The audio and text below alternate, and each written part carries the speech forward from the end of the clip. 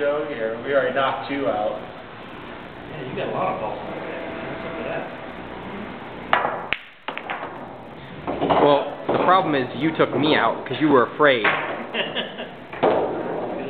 And let the youngin' on the table. That should have let you stay on the table. Let them stay.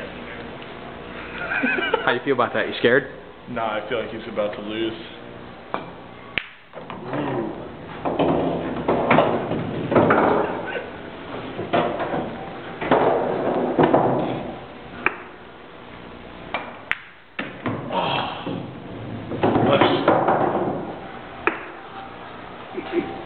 Dude, wait, Joe. Joe. Let's get a color of money shot. Yeah. You know this won't go in the documentary because he's getting his ass kicked now. Yeah. Yes. Oh, that was awesome. I tell you, from now on, I'll Cut the film. I'm looking the altitude.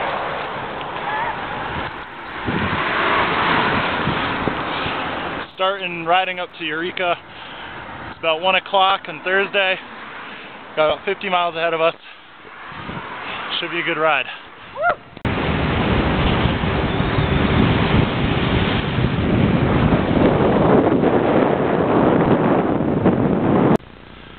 Friday morning, about 4 hours before the race. Yesterday we rode 50 miles up to Eureka from Whitefish. There was about 7 of us.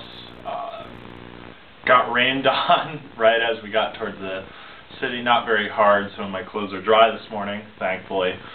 Got up here staying at a hotel right at the border. Stayed with Scott Hodge and Dave Nice. We're going down to Cafe Jack's right now, and feeling pretty good. Only rode 50 miles yesterday. It's a pretty short ride. Probably doing 120 today, 121. I found a barn that I can stay at. The owner said, any GDR racer can stay there. So, I'm probably going to try to make it there and crash for a few hours and then head out for 150 the day after. Obviously this is really dependent on what I can do. And, I'll be up at the border in 4 hours and, get ready to race.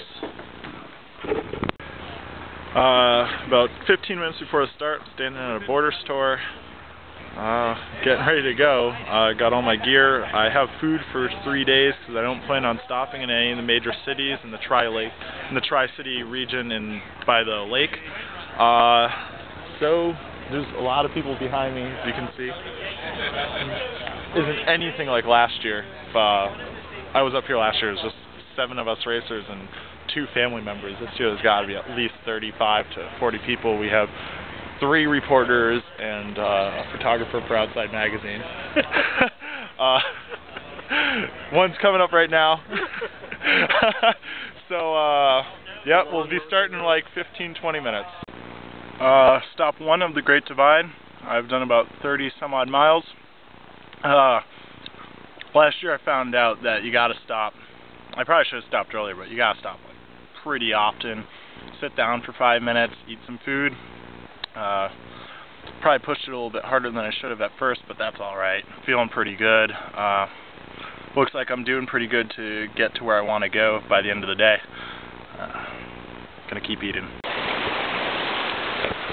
As you can see behind me, the road is completely washed out, so now I have to cross the river. I just crossed the river. I got pretty wet. My foot went in. It was just too deep to ride through, but I didn't fall completely in, so that's good. Keep riding. It's 5:30 in the morning on Saturday, so day 2, not quite 24 hours into it. Yesterday was a bad day. I beat my time getting into Whitefish last year by 2 hours, which was good, but I felt exhausted and very, very sick by the time I got in. I went to a bar, couldn't eat, ended up, some of the other bikers at the bar were saying, man, you don't look too good. I couldn't eat, I was basically passing out, I was just so tired. Ran into a guy that let me crash in his doorway, so I slept there, until about half an hour ago. Slept 6 hours, but the only problem was there was no bathroom, so I rushed around Whitefish trying to find a bathroom until I found this construction site back here, as you can see, and took a shit there. And some other problems. I don't feel sick, which is good. I also broke my cycle computer, which is completely necessary to do the route. I think I have the route pretty much memorized all the way up to Helena, where the next shop is. I don't want to wait 3.5 hours until the shop opens in Whitefish. So I'm going to go to Columbia Falls now and do my call-in then, because I don't want to try to find a payphone. I just want to hit the road. Probably going to nap in the middle of the day, see how far I can go, try to do 150, but you never know.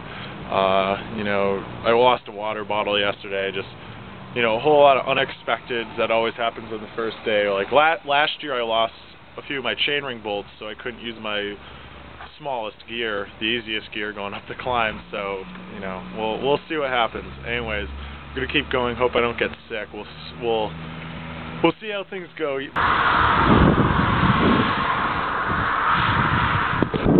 I reckon I'm about to go get rained on. Well, it started to rain. It's not raining too hard, so that's good. But you can kind of see it starting to break off in the distance.